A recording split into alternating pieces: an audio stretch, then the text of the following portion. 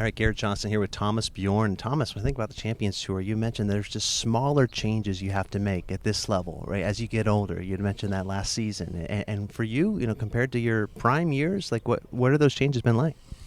Yeah, I mean it is a bit like that. It's you hit the golf ball and it doesn't always come out the same window as it used to, and it doesn't come out there as consistently as it used to, and so you got to play your golf a little bit differently. You got to play a bit smarter and adapt your game to where you're at. But that's in general on the Champions Tour is pretty doable with the golf courses we play and the way it's set up. It's a little bit more generous. When you come into a place like this, that is a big championship golf course and a tough golf course, and it can be, it's always on that line of where it's playable for everyone, and then to where it's only playable for the best, and and if you walk that line. It can be difficult for us to deal with that, because I would come into golf courses like this when I was 28 and think, well, this is just amazing. When I come into it at 54, I still think it's amazing, but I think it's going to be difficult to handle. So it's it's just where you're at in your game. Your game is just not what it was, but that doesn't mean it's not good and it can't produce good scores. And but you just have to be a little bit more wary about what you take on and how you take it on. What's been the most fulfilling part about being out here so far in your career? Well, I just think it's, I think the Champions Tour for me is just the greatest example of what the great things about golf. It's, we out here at our age, in our 50s, and still competing hard and still working hard and still going at it. There's a great environment, friends amongst us on tour and on a day-to-day basis. But as soon as the gun goes when the tournament starts, that mindset of getting back to competing and being who we've been all our lives is still there, and it still lives fully. But I think that's golf. Champions Tour provides you an opportunity to play golf for your whole life, and you get that kind of extra go in your 50s, where you've gone through the lulls of playing on the main tour for the maybe in 5, 6, 7 years, where you don't really always feel competitive and always feel like you have the energy to keep up with the youngsters. And now you come out here and everybody seems to have the same problems and the same issues again, and that's kind of the thing. Try and stay healthy, try and stay, work as hard as you can to keep on top of your game, which is always difficult in golf. But it's a great environment to be in, and it's just a great second go at it in your life. And I think that's why everybody kind of walks out with a slight smile on their face on a day-to-day basis, even though they look quite grumpy when it doesn't work out on the golf course.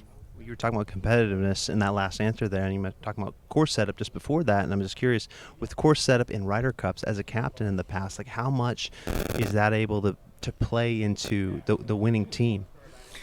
Well, I think, I certainly think in the past it has been a big thing, because I think the two tours back in the day were very differently set up. The course setup in America was quite a lot wider and off the tee, but then quite a more tricky around the greens and on the greens than it is in Europe. But Europe played a lot. Played a lot tighter golf course. But when you look at the players today, they pretty much play the same schedules. It's very difficult to kind of give yourself advantages in course setup these days, just based on Americans play this way and Europeans play that way. You can look at it and statistically look at in detail on every player, and then say, okay, well, this is maybe how my team is going to look, this is what they're going to be good at, and this is what they're not going to be so good at. But the players are a lot closer to each other than they used to be, so I don't think there's friendships. Well, also that, but I think they're closer to each other in games than they maybe ever were, and that. So it's difficult to kind of play yourself on a course setup into a big advantage. Well, speaking of advantages, I know in the past, I believe that you said that there's an obligation as captain. You really want to play your top six because they've earned it. They've made it to the Ryder Cup by the points. And so what is that balancing like? How have you balanced that over the years?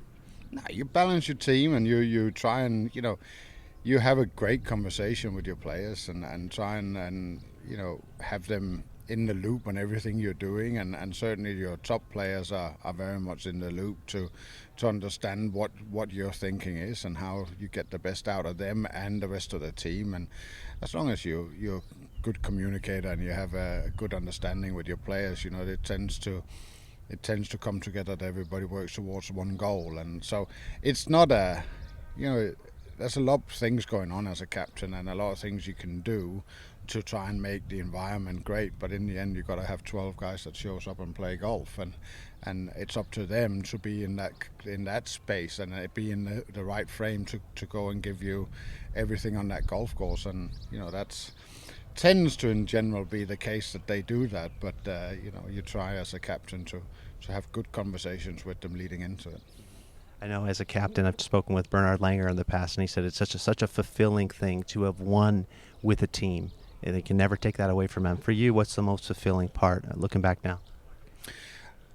For me, it was certainly the relationship with a lot of the guys that I built over a long period of time leading into the Ryder Cup, and then seeing them performing and performing in an environment that you try and create for them to be at their best. I think to look back at, having that all your ideas and thoughts led into a victory, that I think that for me is something that I look back at and are very proud of, but also it gives you a nice feeling that you weren't way off the mark in the way you thought about the Ryder Cup and the details you went into trying to build a team, and you got it right, so you go away from it and we'll always have that.